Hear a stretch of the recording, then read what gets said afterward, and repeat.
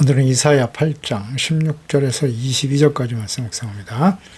8장 16절에서 22절까지 말씀 있습니다. 너는 증거의 말씀을 싸매며 율법을 내 제자들 가운데서 봉함하라.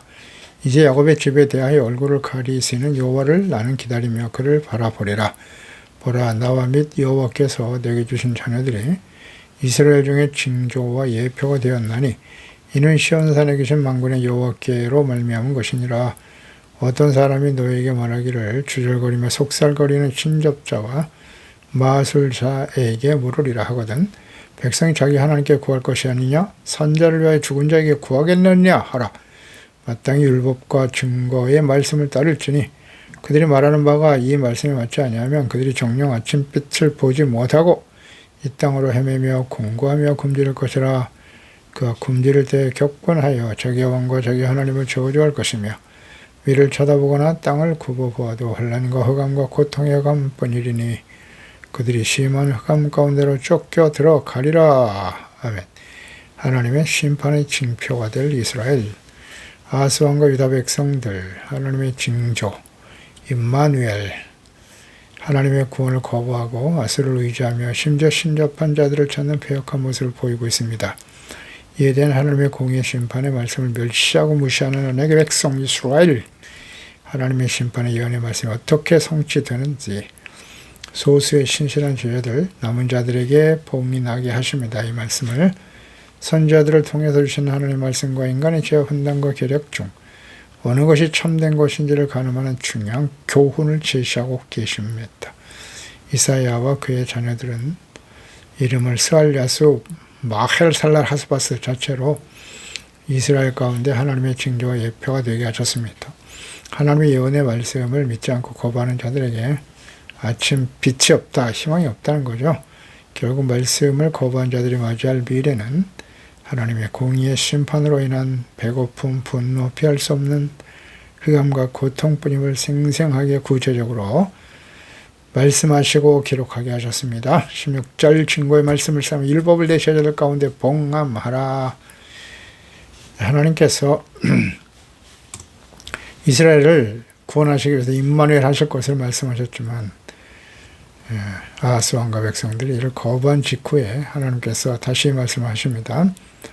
증거의 말씀을 싸매며 율법을 봉함하라. 싸매다, 묶다, 속박하다. 증거의 말씀을 기록한 두루마리를 이렇게 묶는 것을 의미하는 거죠. 과거엔 두루마리를 이렇게 말아서 사용했으니까요. 묶어서 봉함하라는 명령일 것이고, 이는 왕과 이스라엘 백성들이 하나님께서 선지자들을 통해서 증거하신 말씀을 믿지 않고 거부하였기 때문에 그들에게는 봉함되어질 것이다. 율법을 나의 제자 중에 봉함하라.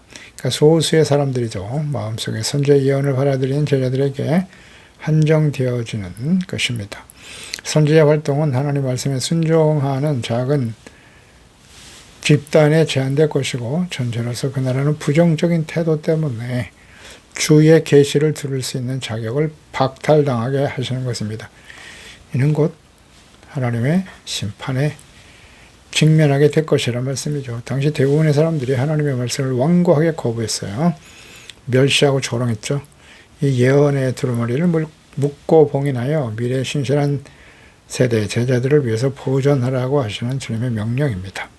그러니까 공적인 선포가 일시적으로 중단된다 하나는 의미죠. 증거와 말씀, 율법에 대해서 단순한 율법 조항이 아니죠. 선지자를 통해서 선포된 하나님의 권위 있는 예언의 말씀과 이것은 다 율법에 근거하는 거죠. 율법의 말씀을 듣고 지켜 순종하는 것이 아니라 불순종하는 자들에 임하게 될 저주, 하나님의 진노의 심판과 관련된 말씀이라는 것이죠. 내 제자들이다. 이사야의 가르침을 받아들인 소수의 남은 자들이에요. 이제 하나님의 말씀은 대중이 아닌 말씀을 듣고 믿어 순종하여 깨어 기도하는 사람들에게 확실한 증거가 될 것입니다. 그러니까 다니엘 시대에도 하나님의 예언의 말씀을 봉함하게 하십니다. 다니엘서 12장 1절에 보면 그때 내 민족을 호위하는 큰 군주 미가엘이 일어날 것이고 또 환란이 있으리니 이는 계국 이래로 그때까지 없던 환란일 것이는데 그때 내 백성 중 책에 기록된 모든 자가 구원을 받을 것이다. 땅의 티끌 가운데에서 자는 자 중에서 많은 사람이 깨어나 영생을 받은 자도 있겠고 수치를 당하여 영원히 부끄러움을 당할 자도 있을 것이다. 지혜 있는 자는 궁창의 빛과 같이 빛날 것이고 많은 사람 오른 대로 돌아오게 한 자는 별과 같이 영원히 빛나리라. 그러니까 다니엘아 마지막 때까지 이 말을 간수하고 이 글을 봉함하라. 많은 사람이 빨리 왕래하며 지식이 더하리라 하셨어요. 봉함하라고 하셨죠. 책에 기록된 자가 구원을 받는다. 그 마지막 심판에 대한 예언의 말씀인 요한계시록의 말씀에도 이 말씀과 연결해서 묵상할 수 있습니다. 그를 봉함하라. 하나님의 말씀이 봉함되어진다. 계시록 5장 1절 이하에 보면 내가 봄에 보좌에 앉으신 이의 오른손에 두루마리가 있는데 안팎으로 섞고 7인으로 봉해져 있었어요. 봉해져 있었다. 또 봄에 힘있는 천사가 큰 음성으로 외치기를 누가 그 두루마리를 펴며 그 인을 떼기 합당하냐. 그 어린 양이 나와서 보좌에 앉으신 이의 오른손에서 두루마리를 취하시니라. 그 봉함, 계시의 말씀을 열어서 그 열 때마다 이제 심판 시작되는 거죠. 그걸 열 분은 바로 예수 그리스도이시다.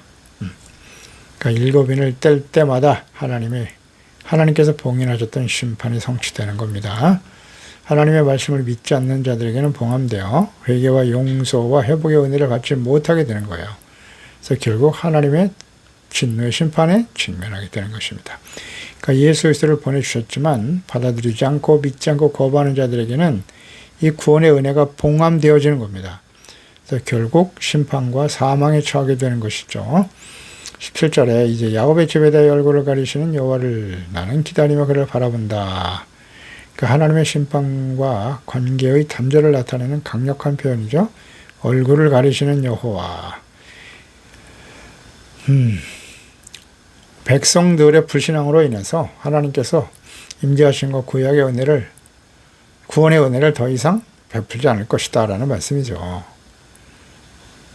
신약 성경에도 보면 유대인들이 예수 그리스도와 복음을 받아들이지 않죠. 그래서 사도행전 28장 27절이 하잖아요. 이 백성들의 마음이 우둔해져서 귀로는 둔하게 듣고 그 눈은 감았으니 이는 눈으로 보고 귀로 듣고 마음으로 깨달아 돌아오면 내가 고쳐줄까 함이라 했으니 그런즉 하나님의 이 구원이 이방인에게로 보내어진 줄 알아라. 이렇게 말씀하죠. 그래서 이제 복음이 이방인들에게 전파되는 것입니다. 그러니까 복음을 거부한 완고하고 폐역한 유대인들, 복음이 이방인에게로 모든 민족에게 전파될 것이고 예수님의 재림과 마지막 요한계시록에 봉인된 심판이 시작될 것입니다. 분명하죠? 이 복음이 천국 복음이 모든 민족에게 증언되면 그때가 끝이라고 하셨습니다. 여호와를 나는 기다리며 바라볼 것이다. 그러니까 하나님의 심판의 말씀이 어떻게 실현되는지를 지켜볼 것이고 완고하고 폐역한 하나님과 말씀을 버리고 조롱하고 멸시하는 주의 백성들이 어떤 결과를 맞이하게 될 것인지를 지켜볼 것이다. 우리 또한 지켜봐야죠. 잘 살펴봐야 합니다. 이 시대에 선포된 하나님의 말씀이 어떻게 역사적으로 성취되었는가. 그게 성경이잖아요. 말씀을 듣고 이와 거룩함으로 준비하는 남은 자들이 어떤 은혜를 받게 될 것인가를 살펴보아야 합니다. 18절에 보라 나와 및 여호와께서 내게 주신 자녀들이 이스라엘 중에 징조와 예표가 되었다. 나와 내게 주신 자녀들 그랬으니까 이사야 선지자죠. 그 두 알이 스알 야숲 남은 자는 돌아온다는 뜻이고요. 마헬살랄 하스바스 노리하기 하나님의 심판이 속히 임하고 다 빼앗길 것이다라는 뜻이에요. 그 하나님의 예언의 말씀을 가진 자녀들이 장차 이스라엘에게 일어날 하나님의 징표가 될 것이다. 그 하나님의 예언의 말씀과 자녀를 두시고 이름을 지어주신 분도 하나님이시죠. 그 징조와 예표는 그들의 이름과 존재 자체가 이스라엘을 향한 하나님의 예언의 말씀, 심판과 구원을 잘 보여주는 확실한 증거가 되는 거예요. 그러니까 이사야 선지자는 그 아들들의 이름을 부를 때마다 하나님의 말씀을 듣고 회개하기를 거부한 자에게는 속히 하나님의 심판이 임할 것이고 진실로 회개하고 돌이키는 자는 남은 자는 돌아오리라. 하나님이 회복시켜 줄 것이다 라는 말씀. 이름을 부를 때마다 계속해서 각인시켜 주시는 거죠. 그러니까 하나님의 말씀에 대한 믿음과 지혜롭게 준비할 수 있도록 사명에 충실할 수 있도록 하나님이 배려하신 것입니다. 오늘날 마지막 심판이 임박한 시대를 살아가는 우리도 말씀 묵상하면서 세속화의 홍수에 휩쓸려 가서 결국 심판을 향해 쓸려가고 있는 주의 자녀들을 깨우쳐 준비하고 한 영혼이라도 구원하기 위해서 끊임없이 전파하고 가르쳐야 하는 것입니다. 디모데 후서 4장 1절 2절 하나님 앞과 살아있는 자, 죽은 자를 심판하실 그리스도 예수 앞에서 그가 나타나실 것과 그의 날을 두고 엄히 명한다. 그렇습니다. 예수는 분명히 다시 오십니다. 또 우린 주님 앞에 서게 될 것이고요. 이를 위해서 너는 하나님의 말씀을 가르치는 종들이죠. 말씀을 전파하라. 때를 얻든지 못 얻든지 항상 힘써라. 범사의 오래 참음과 가르침으로 해서 경책, 경계, 권하라, 책망하라는 겁니다. 바로 잡아야 돼요. 19절에 어떤 사람이 너에게 말하기를 주절거리며 속살거리는 신접한 자와 마술자에게 물으라 하거든. 주절거리다. 이거 신접한 자란 뜻이에요. 무당들이죠. 이 미래를 예언하기 위해서 거짓 영들을 불러들이고,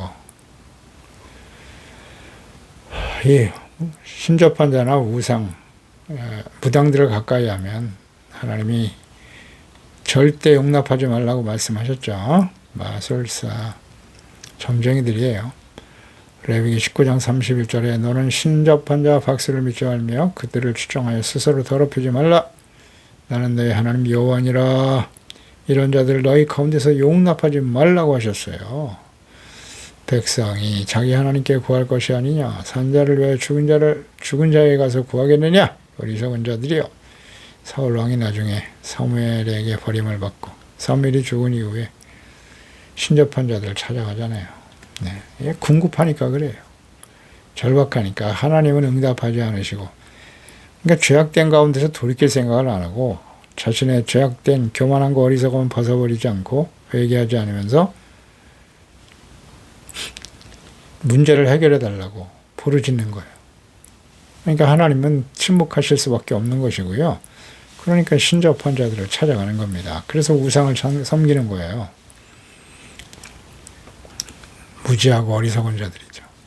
그러니까 언약의 백성 이스라엘의 극단적인 어리석음의 모습을 보여주는 거예요. 왜 살아있는 백성이 살아계신 하나님 대신에 아무 능력이 없는 죽은 자들, 사탄의 종인 무당과 마술사를 의지하는 것인가? 어이가 없어요. 하나님께서 질문하시는 거예요. 이게 말이 되느냐? 이는 생명의 근원이신 하나님을 버리는 것이고 죽음과 사망을 선택하는 악행입니다. 오늘날도 살아계신 하나님과 모든 말씀을 기록한 성경이 있지 않습니까?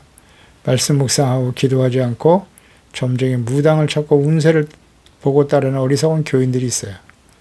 이게 다 가짜예요. 가짜. 하나님의 진노 앞에 서게 될 사람들이란 말이에요. 왜 그들을 찾아가죠? 미래에 대한 두려움과 불안이죠. 혹은 자기 욕망을 실현하기 위해서 아니에요?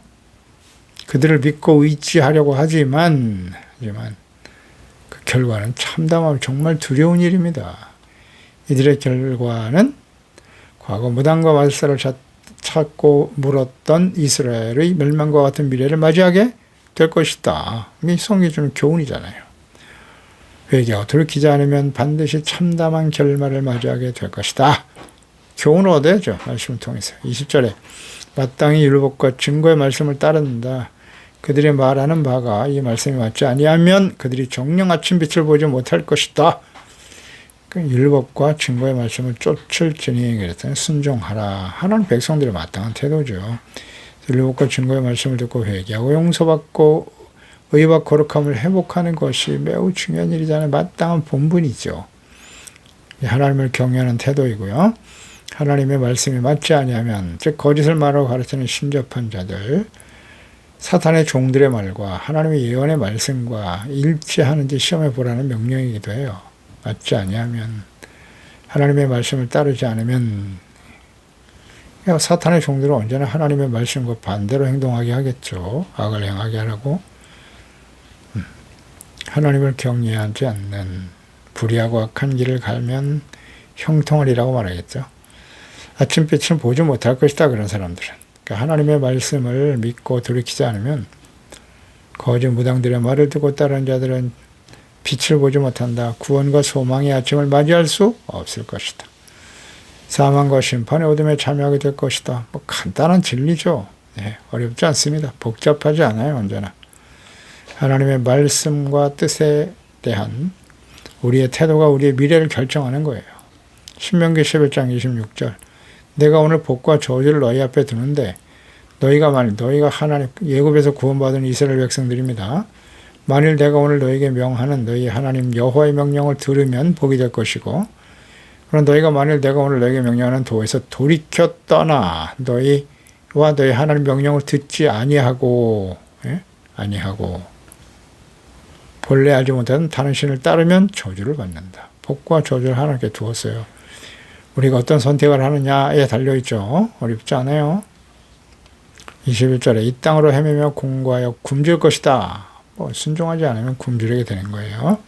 격분하여 자기 왕과 자기 하나님을 저주할 것이며 위를 쳐다보거나 땅을 굽어봐도 환난과 홍과 고통과 흑암뿐일 것이다. 심한 흑암 가운데 쫓겨들어가게 될 거야. 하나님의 말씀을 버리고 사탄의 종들의 말을 듣고 의지하면 아침을 맞이하지 못할 사람들이 겪게 될 비참한 상태죠. 굶주린다. 헤매며 공고하며 줄 것이다. 그러니까 사망의 불볕 아래 음식도 물도 없이 허덕이는 비참한 모습을 보여줍니다. 아수르의 압제 아래 백성들이 당하게 될 포로로 끌려가는 거죠. 고난과 환난의 상황에 대해서 자세하게 말씀하셨고요. 또 격분하여 자기 왕 자기 하나님이 저주하게 된다. 그들의 고통이 너무도 격심하기 때문에 분노를 일으키고요. 자신의 왕과 심지어 하나님마저도 저주하게 될 것이다. 그렇게 되겠죠. 대부분 이런 시련과 어려움을 당할 때 하나님께 겸손하게 회개하고 돌이켜 주님의 은혜를 감사하기보다 말이죠. 이렇게 원망, 불평 쏟아내고 분노하고 말이죠. 자기의 왕과 하나님, 왕 때문이다 이거죠. 주변 사람들에게 죄를 전가시키고 나중에 하나님께서 왜 내게 이렇게 하십니까? 그리고 하나님마저도 저주하고 하나님께 불만 쏟아내는 이게 전형적인 악인의 모습이에요. 그래서 우리에게 심판과 시련과 어려움이 다가올 때 우리는 어떤 태도를 취하는가를 잘 살펴봐야 돼요. 겸손해야죠. 하나님 앞에.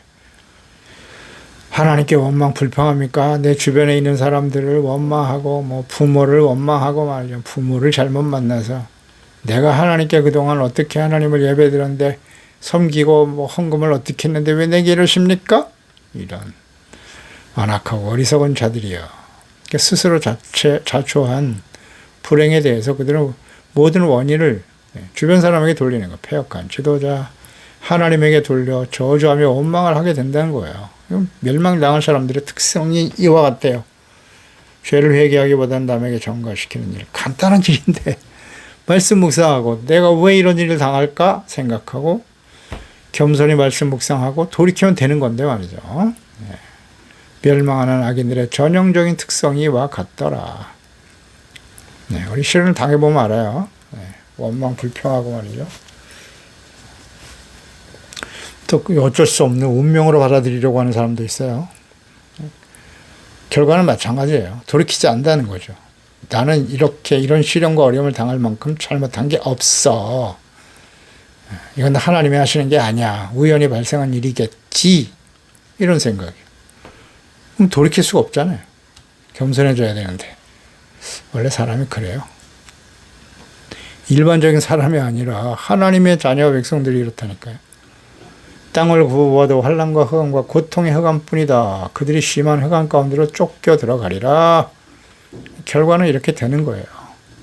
얼음 속으로 쫓겨 들어간다. 어둠 속에서 결국은 갇혀서 더 이상 나올 수가 없는 절망적인 상태가 되는 거죠. 그러니까 하나님의 약속의 땅에서 쫓겨나 흩어지게 될 것이고요. 하나님의 구원과 멀어지는 거죠. 신명기 28장 24절 이하예요. 여호와께서 비 대신에 티끌과 모래를 내 땅에 내리시리니 그것들이 하늘에서 내 위에 내려 마침내 너를 멸하리라. 여호와께서 내 적군 앞에서 너를 패하게 하실 것이고 네가 그를 치러 한 길로 나가서 그들 앞에 7길로 도망할 것이고 내가 또 땅의 모든 나라 중에 흩어버릴 것이다. 어떤 사람에게?